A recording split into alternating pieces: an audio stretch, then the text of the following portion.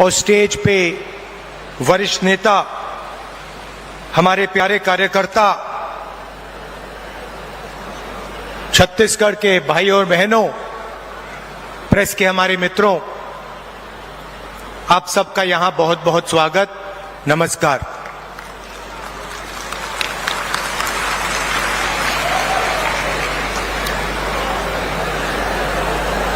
बिलासपुर आकर आज मुझे काफी खुशी हो रही है।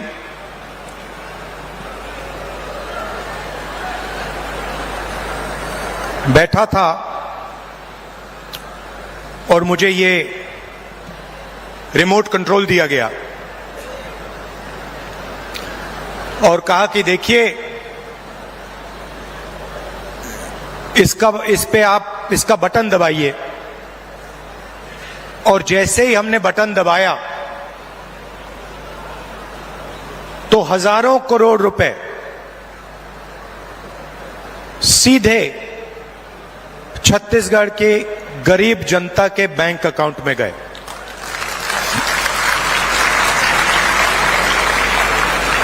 ग्रामीण आवास न्याय योजना में तकरीबन 50,000 लोगों को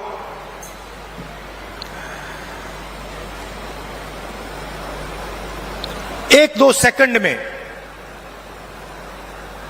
बैंक अकाउंट में पैसा मिला। पीएम आवास योजना में जो हिंदुस्तान की सरकार की जिम्मेदारी है, उसमें अभी हिंदुस्तान की सरकार ने जो छत्तीसगढ़ को पैसा देना था वो नहीं दिया है। और 7 लाख लोगों को जो आवास दिल्ली की सरकार के पैसे से मिलना था वो नहीं मिला। उनके लिए भी आज छत्तीसगढ़ की सरकार पैसा दे रही है। बहुत बार छत्तीसगढ़ की सरकार ने दिल्ली की सरकार से रिक्वेस्ट किया, आपकी जो जिम्मेदारी है उसे आप पूरा कीजिए, मगर दिल्ली की सरकार अपनी जिम्मेदारी नहीं निभाती है। आज तकरीबन 1200 करोड़ रुपए रिमोट कंट्रोल से आपके खाते में गया है और अगले 5 साल के अंदर छत्तीसगढ़ की सरकार 500 करोड़ रुपए ऐसे रिमोट कंट्रोल से आपके खातों में डालने जा रही है। हमने चुनाव में आपसे 2-3 वायदे किए थे। छोटे वायदे नहीं थे, छत्तीसगढ़ को बदलने वाले, छत्तीसगढ़ की नींव को मजबूत करने वाले वायदे थे। किसानों का कर्जा माफ, बिजली बिल हाफ और 2,500 रुपए प्रति क्विंटल धान के लिए हमने ये वायदे किए। और देश के प्रधानमंत्री नरेंद्र मोदी जी ने कहा कि कांग्रेस पार्टी इन वायदों को पूरा नहीं कर सकती है। सच्चाई आपके सामने है। हमने जो वायदे किए थे हमने उनको पूरा किया। किसान न्याय योजना में 21,000 करोड़ रुपए हमने छत्तीसगढ़ के किसानों को इनपुट सब्सिडी के माध्यम से दिया। जिन किसानों के पास जमीन नहीं थी उनको भी हम नहीं भूले। उनको 7,000 रुपए प्रति साल कांग्रेस पार्टी की सरकार ने छत्तीसगढ़ में दिया। आदिवासियों को एमएसपी फॉरेस्ट प्रोड्यूस के लिए और देश में सबसे बेहतर फॉरेस्ट राइट एक्ट का इंप्लीमेंटेशन छत्तीसगढ़ की सरकार ने किया। स्वास्थ्य में 5 लाख रुपए परिवार के लिए 70 लाख परिवारों को फायदा मिला। 380 अंग्रेजी के स्कूल खोले और 42,000 वैकेंसियां भरी। 1.3 लाख युवाओं को 2,500 रुपए महीना का दिया। ये आप जानते हो। दूसरी तरफ भी रिमोट कंट्रोल है। बीजेपी का रिमोट कंट्रोल, वो भी उसको ऐसे ही दबाते हैं, मगर हमने रिमोट कंट्रोल को कैमरा के सामने दबाया। बीजेपी छुपे छुपे रिमोट कंट्रोल दबाती है, नरेंद्र मोदी जी दबाते हैं। जैसे ही रिमोट कंट्रोल दबता है, एक तरफ अदानी जी को बंबई का एयरपोर्ट मिल जाता है, फिर से दबाते हैं, अदानी जी को रेलवेज का कॉन्ट्रैक्ट मिल जाता है, फिर दबाते हैं, इंफ्रास्ट्रक्चर मिल जाता है। तो 2 रिमोट कंट्रोल चल रहे हैं। ये हमारा वाला सबके सामने चलता है, हम इसको दबाते हैं, किसानों के खाते में पैसा जाता है। 2,500 रुपए क्विंटल धान में आपको मिलता है। अंग्रेजी स्कूल खुलते हैं, बीजेपी दबाती है, पब्लिक सेक्टर प्राइवेटाइज हो जाता है। आपका जल, जमीन, जंगल, उनका छुपे छुपे बटन दबता है, अदानी जी के हवाले हो जाता है।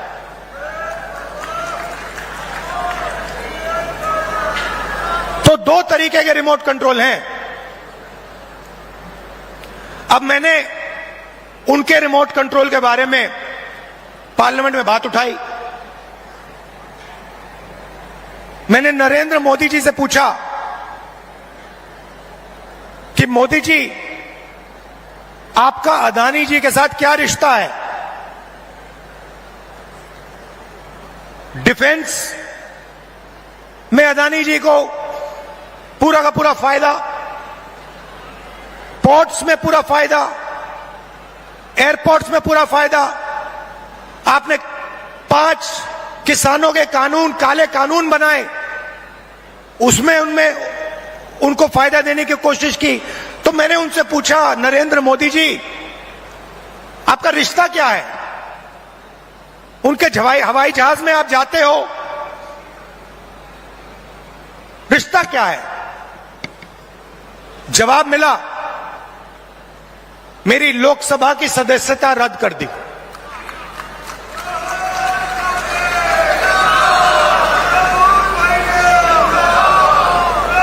कोई फर्क नहीं पड़ता, हम कांग्रेसी हैं, हम सच्चाई रखते हैं आपके सामने, हम आपसे झूठे वायदे नहीं करेंगे और हम जो कहते हैं वो करके दिखाते हैं। अब एक नया मुद्दा उठा है। नरेंद्र मोदी जी जहां भी जाते हैं ओबीसी वर्ग की बात करते हैं। करते नहीं करते हैं? करते हैं ना। कांग्रेस पार्टी ने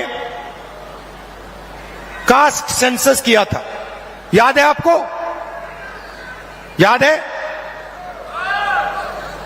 उसमें हिंदुस्तान में हर जाति के कितने लोग हैं वो डेटा हिंदुस्तान की सरकार के पास पड़ा हुआ है। नरेंद्र मोदी जी वो डेटा पब्लिक को नहीं दिखाना चाहते। क्यों नहीं दिखाना चाहते, मैं आपको बताता हूं। मैंने कास्ट सेंसस पे भाषण दिया, आपने देखा होगा, जैसे ही मैं कास्ट सेंसस की बात करता था कैमरा उधर हो जाता था। ठहरिए ठहरिए ठहरिए, जैसे ही मैं कास्ट सेंसस की बात करता हूं, लोकसभा में बात की, वैसे ही कैमरा उधर हो जाता है। मैंने एक आंकड़ा निकाला, हिंदुस्तान की सरकार को एमएलए और एमपी नहीं चलाते हैं, हिंदुस्तान की सरकार को सेक्रेटरीज और कैबिनेट सेक्रेटरी चलाते हैं। इस बात से आप सहमत हैं? सहमत हैं? कोई भी योजना बनती है, जो 90 सेक्रेटरीज हैं हिंदुस्तान की सरकार के हर मिनिस्ट्री में, वो योजना को डिजाइन करते हैं, कितना पैसा कहां जाएगा वो डिसाइड करते हैं। तो मैंने देखा, मैंने चेक किया कि भैया इन 90 लोगों में से नरेंद्र मोदी जी की सरकार में पिछड़े वर्ग के कितने लोग हैं।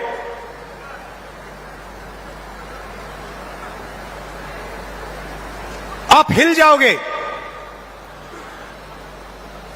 90 लोगों में से सिर्फ 3 लोग ओबीसी समाज के हैं, और वो 3 लोग हिंदुस्तान का सिर्फ 5% बजट कंट्रोल करते हैं। भाइयों और बहनों, क्या हिंदुस्तान में सिर्फ 5% ओबीसी है? यह सबसे बड़ा सवाल है, और इस सवाल का जवाब सिर्फ कास्ट सेंसस से मिल सकता है। किसी को चोट लगती है, अस्पताल में जाता है, सबसे पहले एक्सरे होता है। पैर में चोट लगती है, डॉक्टर एक्सरे करवाता है, कहता है भैया देखते हैं क्या हुआ है, कैसी चोट लगी है, पैर टूटा है या नहीं टूटा है। भाइयों और बहनों, कास्ट सेंसस हिंदुस्तान का एक्सरे है। इससे पूरे देश को पता लग जाएगा कि ओबीसी कितने हैं, दलित कितने हैं, आदिवासी कितने हैं, महिलाएं कितनी हैं, जनरल कास्ट के लोग कितने हैं। और एक बार ये डेटा हिंदुस्तान की जनता के हाथ में होगा, तो फिर देश सब लोगों को लेकर, सब लोगों को भागीदारी देकर आगे चल पाएगा। अब मैंने ये सवाल लोकसभा में पूछा, नरेंद्र मोदी जी से पूछा कि आप कास्ट सेंसस से डरते क्यों हो? कास्ट सेंसस का डेटा सबके सामने रख दो, जो आपकी सरकार की सच्चाई है, आप हिंदुस्तान की जनता को दिखा दो, डरो मत। मगर नहीं, उनके मंत्री कहते हैं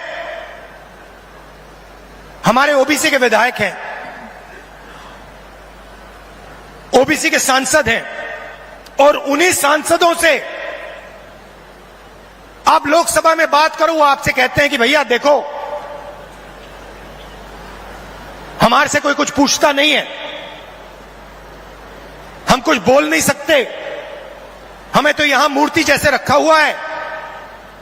असली निर्णय हिंदुस्तान के सेक्रेटरी लेते हैं, ब्यूरोक्रेट लेते हैं, नरेंद्र मोदी जी लेते हैं। तो अगर ओबीसी को भागीदारी देनी है, दलितों को, आदिवासियों को, महिलाओं को भागीदारी देनी है, तो कास्ट सेंसस करवाना ही पड़ेगा। और अगर नरेंद्र मोदी जी कास्ट सेंसस नहीं करवाएंगे, तो जैसे हमने कहा था यहां पे, जैसे ही हमारी सरकार आएगी, पहला कदम कास्ट सेंसस होगा, और ओबीसी को जो भागीदारी मिलनी चाहिए वो कांग्रेस पार्टी करके दिखाएगी।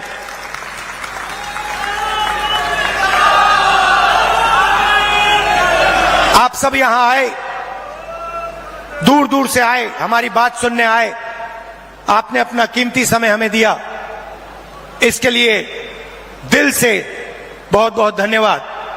और एक बात मैं कहना चाहता हूं, एक बात कहना चाहता हूं, देखिए, कांग्रेस पार्टी जहां भी सरकार चलाती है, चाहे वो राजस्थान हो, हिमाचल हो, छत्तीसगढ़ हो, कर्नाटक हो, हम जनता की सरकार चलाते हैं। कर्नाटक में हमने 5 वायदे किए, ऐतिहासिक वायदे। चुनाव जीतने के एकदम बाद कैबिनेट ने 5 वायदे पूरे कर दिए। छत्तीसगढ़ में हमने वायदे किए थे, पहली कैबिनेट मीटिंग में हमने वायदे पूरे करे, और यही हमने हिमाचल में किया, यही हमने राजस्थान में किया। हम आपसे 15 लाख वाले झूठे वायदे नहीं करेंगे, और हमारा रिमोट कंट्रोल जो चलता है सबके सामने चलता है। हमारी अदानी जी की सरकार नहीं है, हमारी किसानों की, मजदूरों की, दलितों की, आदिवासियों की, पिछड़ों की, कमजोर वर्गों की सरकार है। बहुत बहुत धन्यवाद, नमस्कार, जय हिंद।